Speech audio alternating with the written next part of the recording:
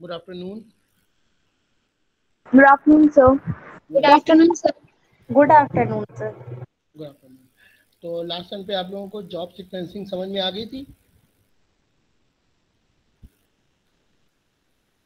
Hello, Yes, sir. है ना, वो Yes, कंप्लीट हो sir. गया था। ठीक है, आज हम एक और नेक्स्ट यूनिट शुरू कर रहे हैं आपकी आपकी सिलेबस में दी हुई है, जिसका नाम है क्विंग थ्योरी, या आपके में शायद क्विंग मॉडल करके दिया होगा। दोनों का मतलब सेम है ना।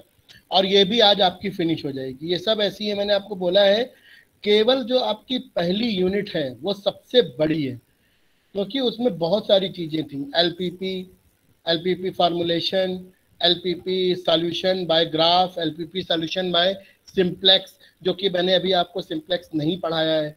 फिर डुअल सिंप्लेक्स, उसके बाद आता है असाइनमेंट, उसके बाद ट्रांसपोर्टेशन। सबसे बड़ी यूनिट आपकी, क्योंकि इसका एक एक चैप्टर अपने आप में काफी बड़ा था, जिसमें से अभी आपका सिंप्लेक्स बाकी है, जो मैं आपको बाद में पढ़ाऊंगा। वो काफ़ी लेंदी है, मे भी हो सकता है मैं संडे को पढ़ाऊँ और आपको लिंक भेजूँ, क्योंकि यहाँ पर अगर मैं पढ़ाऊँगा वो इतना लेंदी है, बार बार डिस्कनेक्ट होगा तो आपको समझ में नहीं आएगा। तो हम सोच रहे हैं कि संडे को क्लास लेके तुम्हें सिंप्लेक्स खत्म करवा दें, तो आपकी यूनिट 1 पूरी फिनिश हो जाएगी। फिर आपने जॉब सीक्वेंसिंग देखा, छोटा सा था। ठीक उसी तरीके से आप ये जो क्विंग थ्योरी पढ़ेंगे, ये भी बहुत स्मॉल आज फिनिश हो जाएगी। फिर इसके बाद में भी एक और आपका है जो कि 2 टर्न ले लेगा आपके, जिसको हम रिप्लेसमेंट थ्योरी बोलते हैं। और फिर एक लास्ट आपकी यूनिट बचेगी, इन्वेंट्री मॉडल। तो आज हम स्टार्ट कर रहे हैं क्यूइंग थ्योरी। देखिए, हम चीजें पहले से ही क्लियर करके बता दे रहे हैं, ये एक थ्योरी बेस्ड यूनिट है। इसकी थ्योरी स्ट्रांग है और इसकी थ्योरी से ही मैक्सिमम क्वेश्चन पूछे जाते हैं। इसका जो न्यूमेरिकल पार्ट है वो बहुत ही छोटा है। इसके जो न्यूमेरिकल्स आते हैं वो 1-2 लाइन में सॉल्व हो जाते हैं तुरंत, क्योंकि इसके न्यूमेरिकल जो हैं वो सारे के सारे फार्मूले बेस्ड हैं। सारे के सारे फार्मूले आपको इसमें कम से कम 10 या 11 फार्मूलों को याद करना पड़ेगा। पहले से बता दे रहे हैं, याद करना है, क्योंकि इनका कोई भी डेरिवेशन नहीं है। ध्यान रखिएगा, कोई डेरिवेशन नहीं है इनका। इसका मतलब आपको ये सारे फार्मूले याद करने हैं। और जितने न्यूमेरिकल इसके हैं वो टोटली फार्मूले पे डिपेंडेंट हैं। मतलब उन फार्मूलों में जिन वेरिएबल्स को यूज किया गया है वो वेरिएबल्स आपको क्वेश्चन में मिल जाएंगे। बस आपको उन वेरिएबल्स को उस क्वेश्चन से निकाल के अपने फार्मूले में रखना है, और जो पूछा है वो आपको बताना है। और वो जो फार्मूले हैं वो बिल्कुल आपके क्वेश्चन से मैच करेंगे कि हाँ भाई, ये पूछ रहा है तो ये फार्मूला है, ये पूछ रहा है तो ये फार्मूला है। तो आपको इसमें केवल इतनी मेहनत करनी है कि फार्मूले याद करने हैं और इसकी थ्योरी को रटना है, बस। समझ गए सब लोग मैं क्या कहना चाहता हूँ? Yes sir. है ना? Yes, sir. तो इसकी थ्योरी कॉन्सेप्चुअल है, न्यूमेरिकल बहुत ही छोटा है, 1 या 2 लाइन का, जो कि फार्मूले में फिर से बता दे रहे हैं। तो आप इसको थ्योरेटिकली स्ट्रॉन्ग कर लीजिएगा, है ना। न्यूमेरिकल जो आता है वो तो आसानी से सॉल्व हो, 2 लाइन के न्यूमेरिकल होता है, वो सॉल्व हो जाता है। उसके लिए आपको फार्मूला बढ़िया है। अगर आएगा, अगर केवल न्यूमेरिकल आता है तो वो 3 नंबर में आता है, सिंपल सा। अगर आएगा, मान लीजिए बड़ा भी होगा, तो थ्योरी के साथ मिक्स करके आएगा, तब भी उसकी वैल्यू 4 या 5 नंबर से ज्यादा की नहीं होती है। तो देखिए क्यूइंग थ्योरी क्या होती है। देखिए, इनका कहने का मतलब है, आप क्यू के बारे में सब लोग जानते हैं कि क्यू क्या होती है ना, सब लोग जानते हैं, इसमें कोई ऐसी बताने वाली बात नहीं है। हम क्यू का यूज कब करते हैं, कब हम इसको यूज करते हैं, बताइए, बताएगा कि क्यू कब यूज की जाती है? सर जब हमारे पास नंबर ऑफ पार्टिसिपेंट्स ज़्यादा हो। गुड। जब हमारे पास एक साथ बहुत सारी भीड़ इकट्ठी हो जाती है और आपको लगता है कैसे मैनेज करें, क्या करें कि ये हम मतलब कुछ कर, मान लीजिए आपने कोई सर्विस कैंप या कोई भी ऐसी चीज़ खोल रखी है और वहाँ पर आपने इनविटेशन दिया हुआ है या एडवर्टीजमेंट किया हुआ है। अब वहाँ पर भीड़ आ गई एक साथ। अब आप भीड़ आ गई तो आप कैसे किसी को सर्विस दे पाएंगे, कोई काम नहीं होगा। तो आप मन में सोचते हैं कि अगर एक क्यू बन के तैयार हो जाए, है ना, एक क्यू बन जाए, तो फिर हम 1 बाय 1 सर्विस देना स्टार्ट कर देंगे। तो वहीं से ये क्यूइंग थ्योरी स्टार्ट होती है, जहां से आपने ये सोचा है कि वहां पर क्यूइंग थ्योरी स्टार्ट होती है। अब ये थ्योरी ये कहती है कि जो क्यू होती है उसके कई सारे बेसिक पैरामीटर्स होते हैं। जैसे कि हम जनरली बता दें, आपको ये भी समझ में आ जाएगा कि जैसे कि जो भीड़ है वो भीड़ फाइनाइट है या फिर इनफाइनाइट है ना। मतलब जो भीड़ इकट्ठी हो रही है वो फाइनाइट है या फिर इनफाइनाइट है। पहला तो ये कंडीशन। दूसरी कंडीशन ये है कि सर्विस जो हो रही है वो सिंगल प्लेटफॉर्म है या मल्टीपल प्लेटफॉर्म है जिस पर सर्विस चल रही है। फिर जो सर्विस है उसमें एक ही तरह की सर्विस के पैरेलल चल रही है या फिर सिंगल सर्विस है केवल। मतलब कहने का मतलब है जैसे मान लीजिए एक डिपॉजिट काउंटर है, तो डिपॉजिट काउंटर एक सिंगल है या उसके पैरेलल भी कई डिपॉजिट काउंटर इन्होंने खोल रखे हैं। ये चीज मतलब सेम सर्विस के 4 काउंटर। फिर या तो फिर एक सिंगल सर्विस काउंटर है डिपॉजिट का, एक सिंगल सर्विस काउंटर है विड्रॉल का, एक सिंगल सर्विस काउंटर है डीडी बनवाने का। हम बात करें एक ऐसे सिस्टम जिसे बैंकिंग सिस्टम बोलते हैं, है ना। ये हो गया। फिर एक थिंग हो गई इसमें पैरामीटर कि हम लोगों को बुलाएंगे कैसे अंदर। क्यू में तो लगा दिया, मीन्स एक्चुअली क्यू में नहीं लगाया, भीड़ थी, हमें क्यू कैसे लगानी है, हम क्या डिसिप्लिन या क्या ऐसी चीज रखें जिससे कि ये क्यू मेंटेन हो, किसको मुझे पहले बुलाना है, कौन उसके बाद आएगा, फिर कौन आएगा। इसके लिए मुझे एक रूल बनाना है कि इस रूल से आप एंटर करेंगे। ओके, यहाँ तक क्लियर हो गया। फिर आपने किसी रूल से क्यू तैयार की, उस क्यू से एक एक पर्सन आपके सिस्टम में एंटर करना स्टार्ट हुआ, मीन्स अराइवल, आपके सिस्टम में अराइवल कर रहा है। अराइवल करने के बाद आपके सिस्टम की सर्विसेज को यूज कर रहा है। उस सर्विसेज में उसको कितना एवरेज टाइम लग रहा है, मान लीजिए उसको एक ही सर्विस चाहिए या उसको एक से ज्यादा सर्विस चाहिए, मल्टीपल सर्विस चाहिए।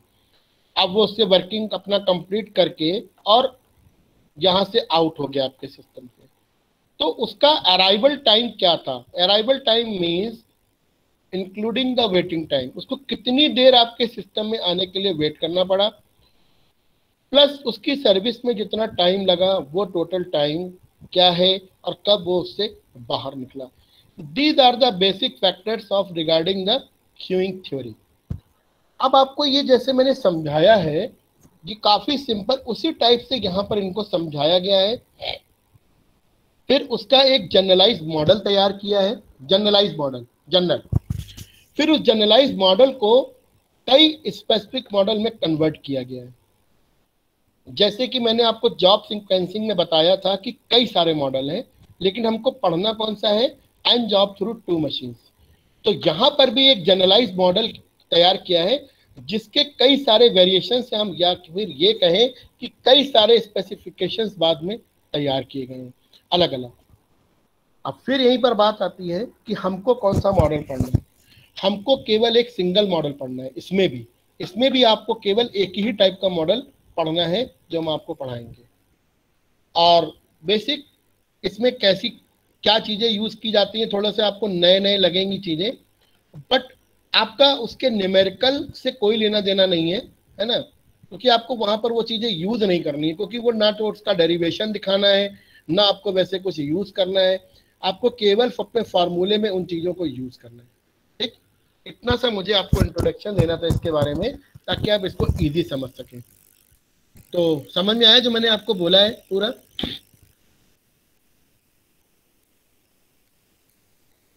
Hello, yes sir.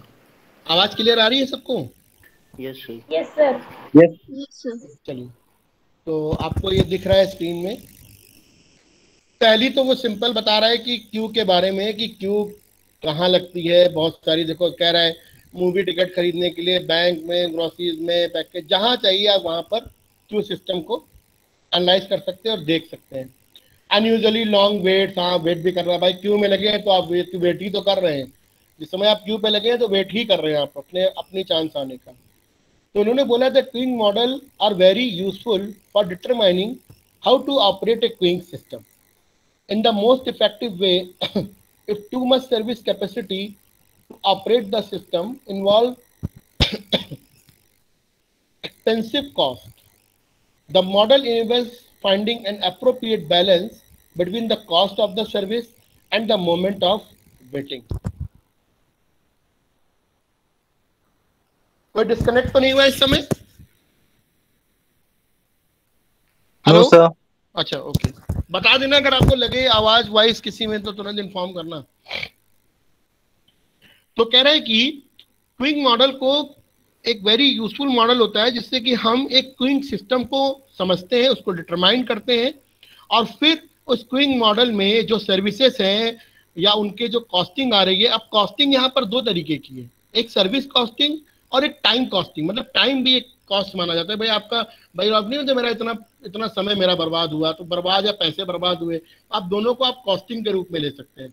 तो वो ये कह रहे थे, model enables finding the appropriate balance between the cost of the service and the amount of the waiting and both are the cost. दोनों के लिए कॉस्ट शब्द का इस्तेमाल किया गया कि क्या टाइमिंग सर्विस की जाएगी, क्या टाइमिंग आपके अमाउंट में जो वेट जा रहा है उस पर क्या है, उन सबको मैनेज करना है, यानी कि उसको मिनिमाइज करके देखना है।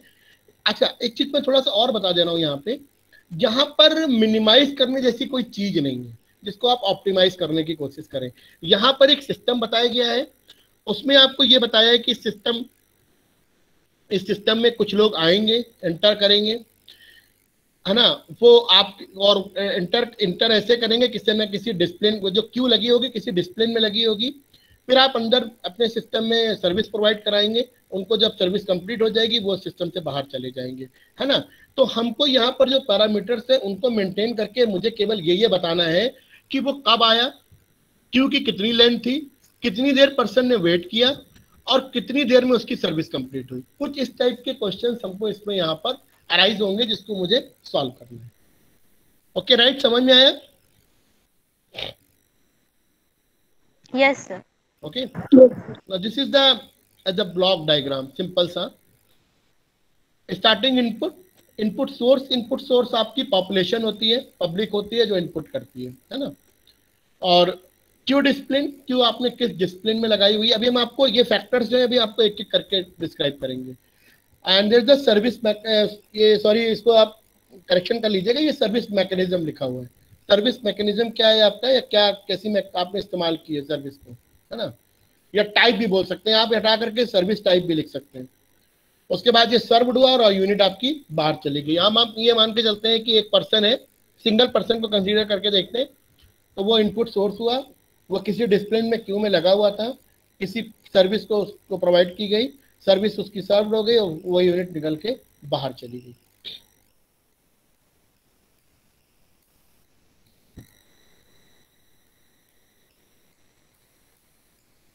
ये हायरार्किकल डायग्राम सबको दिखाई पड़ रहा है? Yes sir. Yes sir. अब हम इसमें कुछ चीजें बताएंगे, तो कुछ चीजें आप ये मन के चलना है कि नहीं ये होता है बस। अब इसका एक्सप्लेनेशन या इसका डेरिवेशन ना तो हमें बताना है और ना ही ना आपको ये करनी है, बस आपको समझना है कि ये चीज ऐसे होती है। ठीक, चलिए सबसे पहले बात करते हैं कस्टमर पॉपुलेशन की, मीन्स इनपुट जो आ रहे हैं हमारे पास। ये दो तरीके के होते हैं, एक तो इनफाइनाइट और दूसरे होते हैं, एक होते हैं फाइनाइट और दूसरे होते हैं आपके इनफाइनाइट। कोई बता सकता है कहां पर फाइनाइट होगा, कहां पे इनफाइनाइट होगा?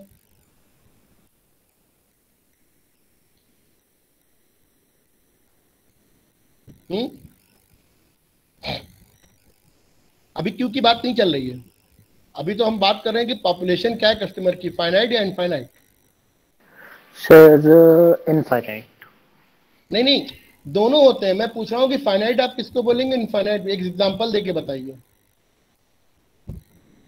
सर जैसे कि अगर किसी स्कूल की बात करें तो स्कूल की पर्टिकुलर क्लास में देयर आर 40 स्टूडेंट्स, और पूरे अगर पॉपुलेशन की बात करें तो सर वो बताना थोड़ा इनफाइनाइट सा हो जाएगा, तो उस केस में हम उसे इनफाइनाइट कंसीडर करेंगे। हम आपको एग्जांपल देते हैं बहुत अच्छा सा। एक सिनेमा हॉल में लिमिटेड सीट्स होती है ना, तो इसका मतलब आपकी जो भी भीड़ खड़ी हुई है, अगर उस सिनेमा हॉल में केवल 200 सीट्स हैं, इसका मतलब फाइनाइट है, या हम 200 से ज्यादा यहाँ नहीं बैठा सकते, क्योंकि सीट लिमिट आपको पता है 200 है। तो इसका मतलब जो भीड़ जो भी है, जो भी खड़ी है, वो जाएगी केवल लिमिट में, फाइनाइट 200 ही जाएगी।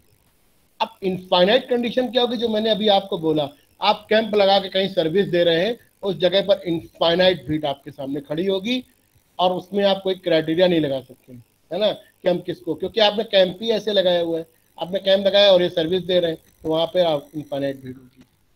समझ गए मेरी बात? Yes yes sir. है ना? Yes sir. डॉक्टर का क्लिनिक कहता है मैं पर डे 50 मरीज से ज्यादा नहीं देखूंगा, तो भीड़ कोई भी लगी हो 50 ही जाएंगे अंदर, ठीक है ना, 50%। तो ये फाइनाइट हो गया, भीड़ तो है लेकिन एक फाइनाइट भीड़ है, 50 आदमी है यहाँ पे, बस इस टाइप से। इनफाइनाइट जहाँ पे आपने कहीं सर्विस कैंप लगाया, कुछ शो, जहाँ कहीं पे शो ओपन चल रहा है कुछ भी, तो वहां पर इनफाइनाइट, उससे कोई मतलब ही नहीं उस चीज का। कहीं जो आपके लीडर्स कहीं पर भाषण दे रहे होते हैं, वहां भी इनफाइनाइट पॉपुलेशन है, कुछ पता ही नहीं कितने आएंगे। Second is the number of serves. Serves आपके दो तरीके के होते हैं, सिंगल सर्व और या फिर मल्टीपल सर्व। सिंगल सर्व मतलब सिंगल सर्विस आपकी, मल्टीपल में आपके फाइनाइट और इनफाइनाइट सर्विस आता है। फाइनाइट में आपकी सीरीज या फिर पैरेलल। फाइनाइट में मतलब एक सिंगल सीरीज से आपकी सर्विस चल रही है या फिर कई और उसी सेम टाइप से पैरेलल सर्विसेज चल रही है, ठीक है। और इनफाइनाइट में, इनफाइनाइट सर्विसेज तब आती है जब हमारे पास इनफाइनाइट पॉपुलेशन होता है। मीन्स ये डिपेंड करता है कि कस्टमर कैसे आ रहा है। देखा, अभी अभी मेरे पास 50 कस्टमर है, तो मैंने 50 कस्टमर को हैंडल करने के लिए मैंने 5 काउंटर बनाए। पता चला एकदम से मेरे पास फिर से 80 कस्टमर्स आ गए, मुझे काउंटर बढ़ाना पड़ा और काउंटर बढ़ा रहे, तो ये पहले से फाइनाइट नहीं है।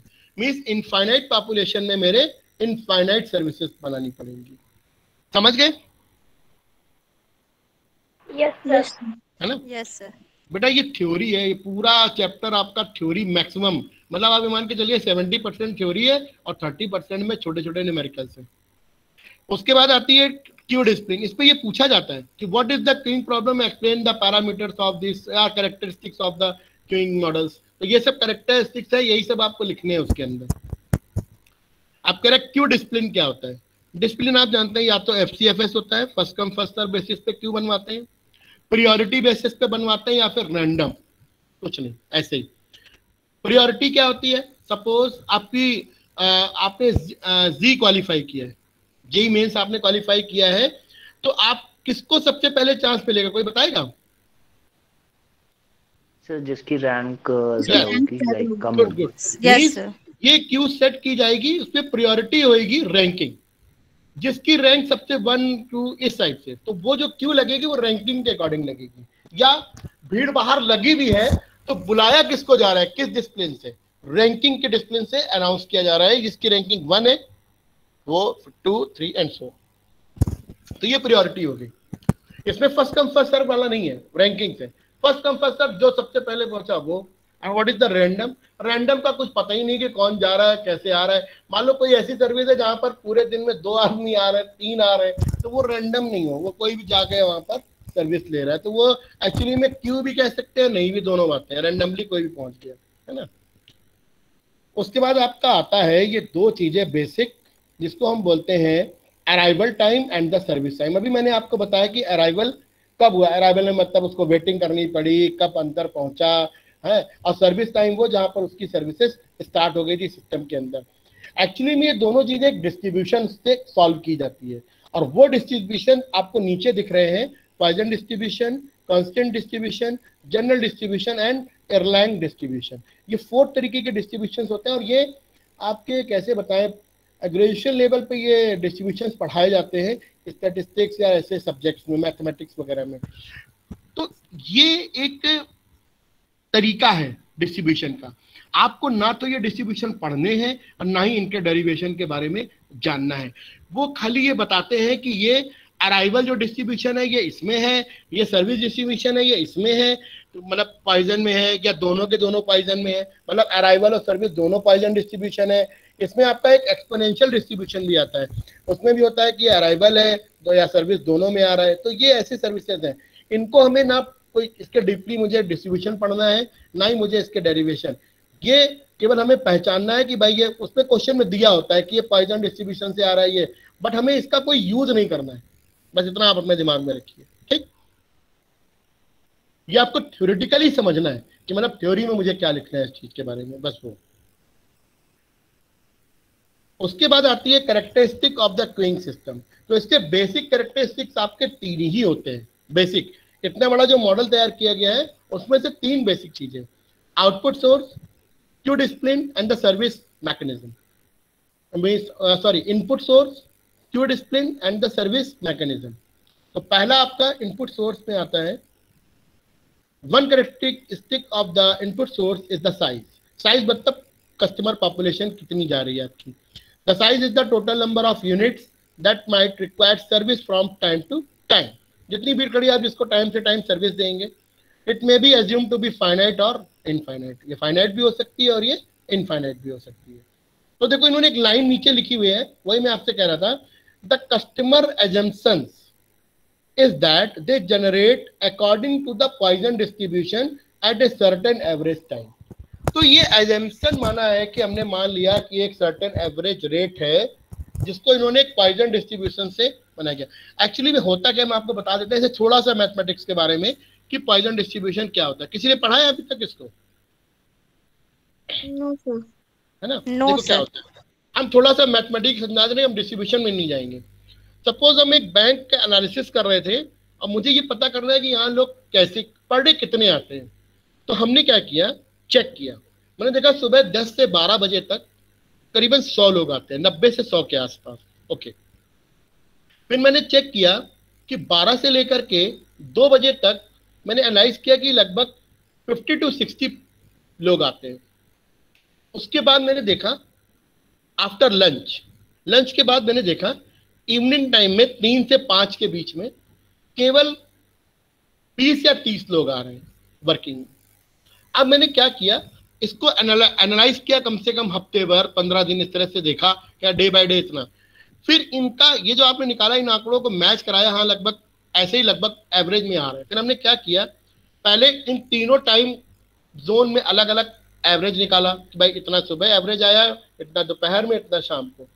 फिर इन एवरेज का एवरेज जो तीनों टाइम आया फिर उनका एवरेज निकाल लिया।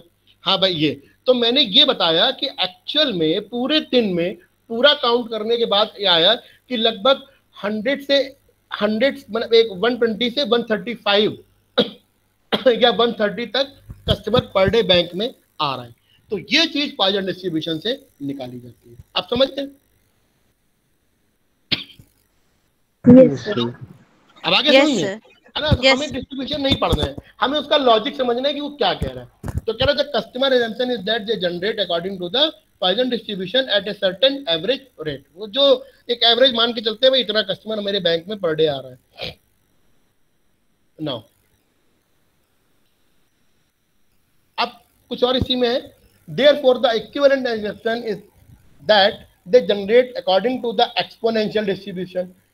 जब एक्सपोनेंशियल की बात आती है, पॉइजन एक्सपोनेंशियल यही बेसिक इस्तेमाल किए जाते हैं। इन लार्ज कांस्टेंट, इनका हम आगे जो मॉडल हमने आपसे बोला इसमें कई सारे मॉडल हैं। तो जो इरलैंग है, इरलैंग या जो कांस्टेंट डिस्ट्रीब्यूशन है ये वहां पर यूज होता है। अभी जो आपको मॉडल पढ़ना है वो केवल 2 डिस्ट्रीब्यूशन पर बेस्ड है, एक पॉइजन और एक एक्सपोनेंशियल डिस्ट्रीब्यूशन। अब ये आपको बता दे रहे हैं एक्सपोनेंशियल डिस्ट्रीब्यूशन आपका इनफाइनाइट पॉपुलेशन के लिए इस्तेमाल होता है। क्लियर? एक्सपोनेंशियल डिस्ट्रीब्यूशन आपका कैसा होगा, इनफाइनाइट पॉपुलेशन जब होती है तो उसमें जो होता है उसके लिए ये यूज होता है। तो कह रहा था equivalent assumption is that they generate according to the exponential distribution between consecutive arrivals to solve the problem use and assume customer population as infinite। now the second point is the queue discipline। अभी मैंने आपको बता दिया कि Q discipline या तो FIFO या priority या फिर आपके किसी पर्टिकुलर रैंडम बेस पे आप इसको क्यू को तैयार करते हैं। तो ये आपकी क्यू के डिसिप्लिन हो गए। सबको आवाज क्लियर आ रही है? Yes. Now the service mechanism. This consists of one or more service facilities, each of which contains one or more parallel services channel। वही क्यों, मतलब एक से ज्यादा सर्विसेज हैं, कभी कभी किसी एक सर्विस के कई सारे पैरेलल चैनल्स हैं। भाई हमने 2 काउंट, जब मैंने देखा बहुत ज्यादा भीड़ बढ़ रही मैंने 4 काउंटर लगा दिए एक ही चीज के डिपॉजिट। जैसे स्कूलों में नहीं जब फी डिपॉजिट होती है तो बहुत भीड़ बढ़ जाती है तो क्या करते हैं सिंगल के बजाय 3 काउंटर लगा देते हैं। तो वो सर्विस एक ही टाइप की है, फी डिपॉजिट, है ना, सब जगह एक ही सर्विस चल रही, बट पैरेलल उस तरह से। अगर ऐसा नहीं होता तो सिंगल सर्विस काउंटर कहलाते हैं वो सारे के सारे। तो ये हो गया। If there are more than one service facility, the arrival unit में receive the service from a sequence of the service channels. Obviously जब आपके बहुत सारे सर्विस फैसिलिटी दे रखे होंगे तो जो भी अराइवल, जो भी आएगा, एंटर करेगा, वो उस सर्विस को एक एक करके यूज करेगा। मान लीजिए कस्टमर आ गया, उसको कुछ डिपॉजिट करना है, कुछ पैसे विड्रॉल करने हैं, उसको डीडी भी बनवाना है, तो वो एक सिस्टम में आएगा, तो एक सीक्वेंस में जाएगा कि हाँ भाई, या हम ये कहें बैंक ना समझ के, मान लो आपसे ये कहा जाए कि आप लोन लेना चाहते हैं, है ना, तो लोन के लिए क्या क्या फॉर्मेलिटीज होती है या क्या क्या कैसे करना है, तो वो अलग अलग काउंटर बताएगा कि आप पहले यहाँ जाइए, यहाँ से आपको ये पता चलेगा, यहाँ जाएंगे तो यहाँ ये पता चलेगा। तो ये सिक्वेंशियल ऑर्डर हो गया सर्विस का या चैनल्स।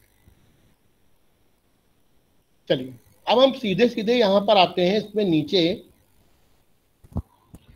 ये थ्योरी जो लिखी है, हम सीधे आते हैं classification of the queuing model using Kendall and Lee notation. Classification दिखाई पड़ रहा है सबको? यस है ना, यहीं पे मेन आते हैं। दिया है classification of queuing models using the Kendall and Lee notations. इन्होंने क्या किया, एक जनरलाइज मॉडल तैयार किया जिसको उन्होंने सिंपल से वेरिएबल से डिनोट किया है, A B C D and E.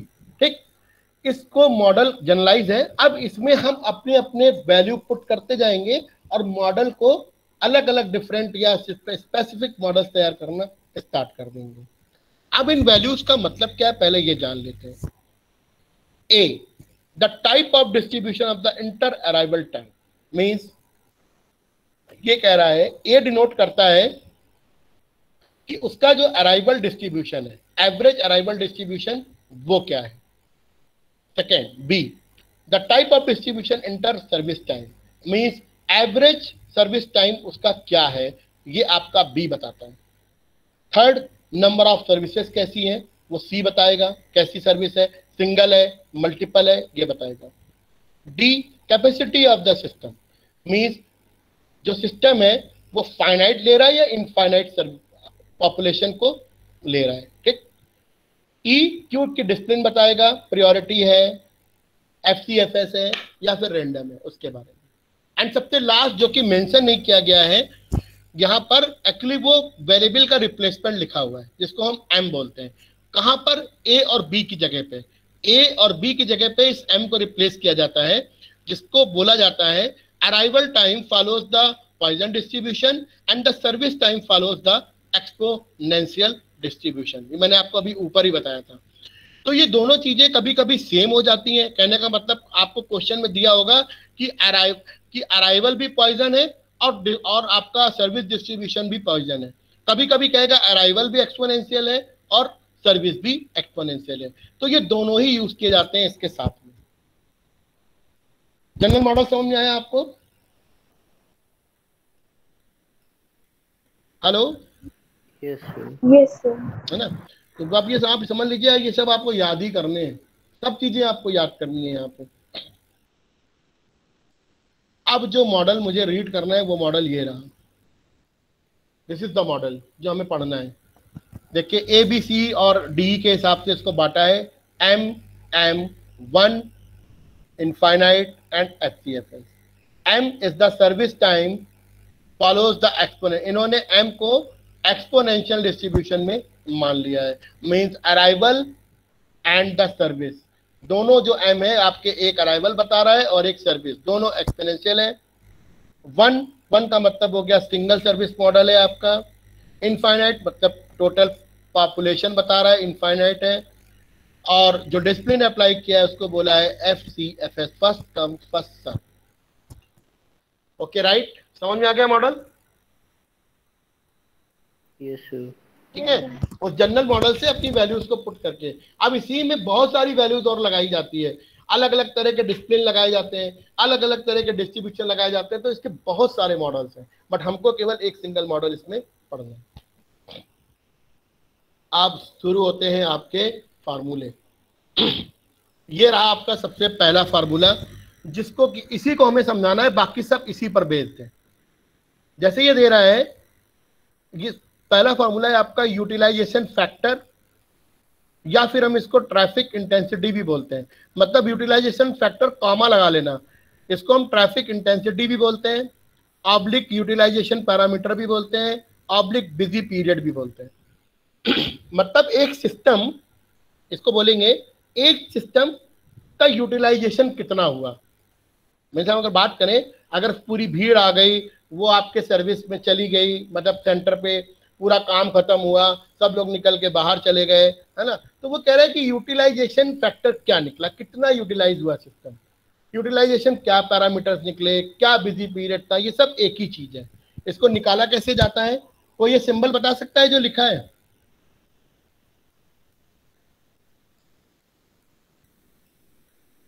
Hello,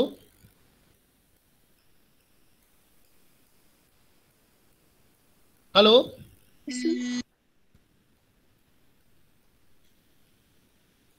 देखिए मैं बता देता हूं, ये जो पी साइड से बना है इसको रो बोलते हैं। ये सिंबल आपका होता है रो। क्या बोलते हैं? रो। ऊपर वाला पता है? Yes sir, lambda. लैम्डा। नीचे नीचे म्यू। Mu sir. तो पहला आपका सिंबल है रो, जिसको इन्होंने यूटिलाइजेशन फैक्टर बोला है, या फिर ट्रैफिक इंटेंसिटी बोला है, या फिर आपका यूटिलाइजेशन पैरामीटर, या फिर बिजी पीरियड, सब कुछ एक ही है। ठीक, rho. And this is equals to lambda upon mu. What is lambda? Lambda is the mean arrival rate, जो आ रहा है उसका मीन होता है। जो अराइवल रेट्स होते हैं, जैसे मैंने आपको बताया अभी बैंकिंग में कि पूरे दिन का हम निकालते हैं तो समय वाइज, जैसे हमने बोला 10 से 12, 10 दिन तक चेक किया, तो उन्होंने 10 दिन का, 10 से 12 का मीन निकाल लिया कि भाई इतना मीन आता है, फिर दोपहर का, फिर शाम का, उसके बाद मैंने फिर तीनों को जोड़ करके जो मीन निकाला वो, तो ये अराइवल। ठीक, और सर्विस सब। तो वही वो कह रहा है कि lambda is the mean arrival rate and the mu is the mean service rate. ये आपके दोनों मीन वैल्यूज है, mean arrival and mean service rate. इन्हीं को जब आप डिवाइड करते हैं तो जो निकल के आता है वही आपका यूटिलाइजेशन फैक्टर कहलाता है एक सिस्टम के लिए। एक और चीज नीचे नोट करना दिया है, mu is always greater than the lambda. Why कोई बता सकता है? वो भी सिंगल सर्विस मॉडल है, याद रखना, सिंगल सर्विस मॉडल जो आप मॉडल पढ़ रहे हैं। कोई लॉजिकली समझा सकता है कि म्यू क्यों ग्रेटर देन है लैम्डा से? Because it is a denominator. Sir अगर म्यू की वैल्यू 0 होती है तो सर थ्योरी के according So the denominator cannot be 0 or less than the upper अगर numerator. सर हमारा म्यू 0 होता है तो हमारा जो बिजी पीरियड रहेगा वो सर इनफाइनाइट चला जाएगा, मतलब कि हम यूज ही नहीं कर पा रहे हैं, यूटिलाइजेशन ही नहीं हो पा रहा है। इनका देखो, एक्चुअली म्यू को इन्होंने ग्रेटर इसलिए बताया है, हम आपको समझाते हैं। हम आपको आप ही के एक सिंपल सी लैंग्वेज समझाते हैं।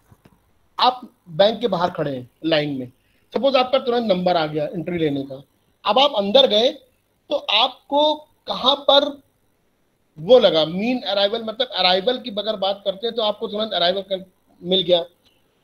एक पर्सन जो सिस्टम में एंटर किया उसको पता नहीं कितने सारे काम है या कितने काउंटर पे काम करना है, तो हमेशा वो सर्विस जब होगी उसकी सर्विस मीन वो ऑलवेज बढ़ा ही जाएगा। अंदर गया, पता चला उसको डिपॉजिट विड्रॉल है ना, तो वो चीज काउंट होती है। उसको ये माना जाता है कि अंदर जो सर्विस चल रही है उसमें इसको टाइम ज्यादा लगेगा।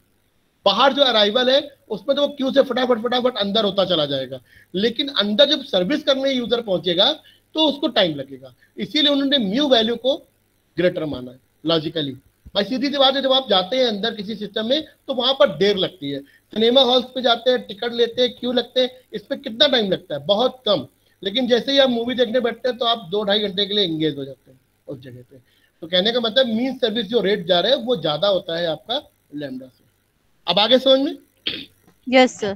ठीक है, और एक चीज और बता दे रहा हूं, ये आपके दो लैम्डा और म्यू, रो नहीं, रो तो एक वैल्यू है जिसपे जो डिपेंडेंट है आपके लैम्डा म्यू पे, लेकिन ये जो लैम्डा म्यू है सारे न्यूमेरिकल इसी से सॉल्व किए जाते हैं सारे, और सारे फॉर्मूले इन्हीं दोनों पर। ये आपके बेस आप समझिए बेस वेरिएबल्स हैं या बेस वैल्यूज हैं आपकी। देखिए कैसे, ये पहला फार्मूला था, अब देखिए इसके नीचे देखिए लिखा है second, probability that exactly 0 unit are in the system. सीधी सी बात है, जो मैंने ऊपर निकाला वो क्या था? यूटिलाइजेशन फैक्टर, मतलब कितने लोग मेरे आए, मैंने उनको सर्विस दी। अगर पूरे यूटिलाइजेशन फैक्टर को हम 1 से माइनस कर दें तो सीधी सी बात है ना आने की प्रोबेबिलिटी पता चल जाएगी हमको। समझ गए लॉजिक? Yes sir. भाई ऊपर आपने क्या है, यूटिलाइजेशन निकाला है ना अपने सिस्टम का, भाई इतने लोग आ रहे थे सर्व हो रहे हैं, तो सीधी सी बात है अगर हम उतने लोगों को माइनस कर दे 1 में से प्रोबेबिलिटी में, तो फिर सीधी सी बात है ना आने की प्रोबेबिलिटी हमको पता चल जाएगी कि कोई भी नहीं आया मेरे सिस्टम में। तो फॉर्मूला हो गया P not equal to 1 minus lambda upon mu. Now third, probability that exactly n units in the system. अगर हमको ये पता करना है कि n लोग आए हैं मेरे यहाँ, mean finite not infinite, n को मैंने क्या कर दिया, फाइनाइट नंबर दे दिया, 5 आए 20 आए, तो कितना प्रोबेबिलिटी है उसकी। तो उसके लिए फॉर्मूला हो गया, हमको पी नॉट निकालना है लैम्डा म्यू का, जिसकी पावर लगानी है n की, n पावर पे। नाउ देखो अब यहां पर तुम समझे, पहले आपको पी नॉट का फॉर्मूला लिखना है, मतलब यहां पे फॉर्मूला होगा 1 माइनस लेमडा अपॉन म्यू, और फिर अगले ब्रैकेट में आएगा लेमडा अपॉन म्यू की पावर n, ऐसे करके लिखा जाएगा। समझ गए थर्ड वाला formula? Hello? Yes sir. Yes sir. Okay, अब आते हैं फोर्थ में, प्रोबेबिलिटी दैट n और मोर यूनिट इन द सिस्टम। तो सो दिस इज, ये डायरेक्टली है आपका, इसमें से फिर आपका पी नॉट हट जाएगा। फिर देखिए, फिर फिफ्थ दिया है expected number of unit in the Q या क्यू लेंथ, दोनों चीज बोल दिए। आपसे ये पूछे कि आपकी क्यू की लेंथ कितनी है, जो आपकी सर्विस या सिस्टम में आई है वो कितनी लंबी क्यू की लेंथ है। तो फॉर्मूला है L Q, L for length, Q माने Q, equal to lambda square upon mu bracket mu minus lambda. इससे आप अपने क्यू की लेंथ के बारे में बता सकते हैं। देखिए फॉर्मूले में लैम्डा और म्यू के अलावा कुछ भी यूज नहीं हुआ है। नीचे आते हैं expected waiting time in the Q, कितनी देर लोगों को जनरली कितना एवरेज टाइम वेट करना पड़ा। तो W is the weight, Q Q हो गई, एल क्यू आप ऊपर निकाल चुके हैं आप, या फिर आपको एल क्यू का फॉर्मूला याद करना पड़ेगा कि एल क्यू क्या होता है। अब एल क्यू अपॉन लैम्डा। फिर देखिए नीचे expected number of units in the system. In the system का मतलब होता है यूनिट, एक वो यूनिट जो सिस्टम के बाहर खड़ी है, एक वो यूनिट जो सिस्टम के अंदर पहुंच गई है। तो फिर expected number of unit in the system होता है L equal to L Q मतलब वो जो वेटिंग में बाहर खड़े हुए हैं, है ना, जो आपने निकाले थे unit in the Q length में। अब अंदर कितने पहुंचे, अंदर तो आप ऊपर ही से जानते हैं, लैम्डा अपॉन म्यू यूटिलाइजेशन में चले जाएंगे, तो L Q plus lambda upon mu. अब जो एल क्यू का फॉर्मूला है वो यहाँ पुट करेंगे, और ये आप समझ रहे हैं फॉर्मूले कैसे लिखे हैं? है ना? तो अब तुम ऐसे समझ लो कि इसके नीचे कुछ और भी मैंने फार्मूले दिए हुए हैं डायरेक्ट, बस ये बेसिकली आपका केवल 9 तक है, 9 तक। इसके नीचे बहुत रेयरली नहीं आता, ना ही मान के चलना, लिखे जो सारे हैं बट आप ना के बराबर 9 तक ये जो फार्मूले हैं सबसे ज्यादा यूज किए जाते हैं। ठीक है, इवन 9 भी नहीं बोले, हम 8 तक बात करते हैं कि expected waiting time in the system is the last formula for the model 1। इन्होंने जो और दे रखे हैं ये फर्दर आगे मॉडल्स के लिए होते हैं, हमको जरूरत पड़ती नहीं, हमारा 8 तक काम हो जाता है। तो आपको केवल अगर लैम्डा म्यू याद रहेगा तो शायद आपको थोड़ा सा दिमाग में आपको ये सब याद करना पड़ेगा कि एल क्यू क्या है, डब्ल्यू क्यू क्या है, जबकि इन्हीं में सब वही फार्मूले यूज हो रहे हैं पिछले, और टोटल जो बेस वेरिएबल्स हैं वो आपके लैम्डा और म्यू।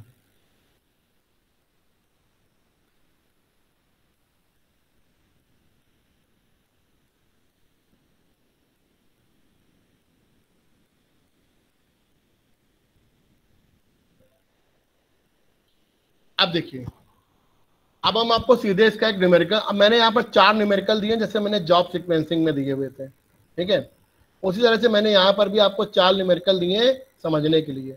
देखिए कह रहा है, दिखाई पड़ रहा है न्यूमेरिकल सबको? Yes sir. कह रहा है arrival at a telephone booth are considered to be Poisson. बता दिया कि अब यहाँ पे पॉइजन का मतलब कुछ नहीं है, उन्होंने बताया है कि एक पॉइजन डिस्ट्रीब्यूशन एक मैथमेटिकल तरीका होता है जिसके जरिए मैंने यहाँ पर कंसीडर किया कि अराइवल पॉइजन के रूप में होगा। At an average time of the 8 minute between our arrival and the next, मतलब मेरे और मेरे बाद जो आएगा उसके 8 मिनट का डिफरेंस है। The length of the phone call is distributed exponentially, means जो सर्विस है उसको इन्होंने एक्सपोनेंशियल माना है। यानी कि अराइवल पॉइजन डिस्ट्रीब्यूशन से है और सर्विस आपकी एक्सपोनेंशियल डिस्ट्रीब्यूशन से है। विद द मीन, यहां पर भी मीन आपको दे रखा है 4 मिनट्स आपको दे रखे हैं। नाउ डिटरमाइन, आप ये समझ लीजिए ये आपका लैम्डा है पहला वाला और दूसरी वैल्यू 4 आपकी म्यू दे रखी है।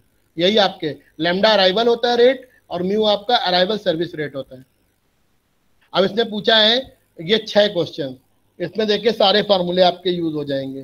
पहले कह रहा है expected fraction of the day the people will be, sorry, the phone will be used, expected number of unit in the queue, expected waiting time in the queue, expected number of unit in the system, expected waiting time in the system, expected number of unit in the queue, that from time to time। देखिए यही सारे फार्मूले अभी आपने ऊपर देखे थे जिनके आपको आंसर देने, ये रहे सॉल्यूशन। मैंने एक एक करके सारे आपके यहाँ पर बता रहा है कि आपको क्या करना है। देखिए सबसे पहले तो आपको इसके अराइवल रेट को सही करना है। तो लैम्डा आपका निकलेगा इस तरह से, इतने पर आवर, आपको इन्हें आवर्स में कन्वर्ट करना है। फिर इसी तरह से सेम आपका म्यू निकलेगा, म्यू को भी यहाँ पर आपको आवर्स में कन्वर्ट करना है। फिर उसके बाद यहाँ पर दिया है पहला जो आपको फ्रैक्शन पूछा है, इसका मतलब यूटिलाइजेशन के बारे में पूछा है। देखिए आपका क्वेश्चन दिया है पहला कि expected fraction of the day that phone will be use, मतलब टोटल यूटिलाइजेशन कितना है, मीन्स हमको यहाँ पर लैम्डा अपॉन म्यू अप्लाई करना है। तो rho equals to lambda upon mu निकल आया। फिर expected number of units in the queue, वो एल क्यू आप जानते हैं, उसमें लैम्डा म्यू अप्लाई कर दिया। तो लैम्डा म्यू निकालने के बाद आपको केवल सारे क्वेश्चंस में जो आपको फॉर्मूले दे रखे हैं वो आपको अप्लाई करने हैं। देखिए वो डी वाला भी यहाँ पर यूज किया गया है जो कि टाइम टू टाइम आपका आ रहा है लास्ट। फिर इसके बाद ऐसे ही सेम टू सेम एक और क्वेश्चन मैंने दिया है, इससे 4 टोटल क्वेश्चन आपको दे रखे हैं इसमें। ओके राइट, ओके सर, है ना, बस इतना ही आपको पढ़ना है। ये मैं आपको अभी पीडीएफ सेंड कर दूंगा। अब आपको कुछ ये फॉर्मूले याद कर लो और इसके न्यूमेरिकल देख लो, मेन अराइवल और रेट इसको ध्यान रखो। इसी से बस तुम्हें फॉर्मूला फिर भी याद रखना पड़ेगा कि क्वेश्चन पूछा क्या क्या, बस उसका फॉर्मूला अगर डायरेक्टली याद है तो फट से उसको तुरंत वैल्यू पुट करना है, क्योंकि न्यूमेरिकल तो एक लाइन में सॉल्व हो जाएगा और इसका न्यूमेरिकल 2-3 नंबर से ज्यादा आता भी नहीं है। थ्योरी ज्यादा इंपॉर्टेंट है, थ्योरी के जो डायग्राम्स हैं ये सब आपको थोड़ा दिमाग में ज्यादा रखना है।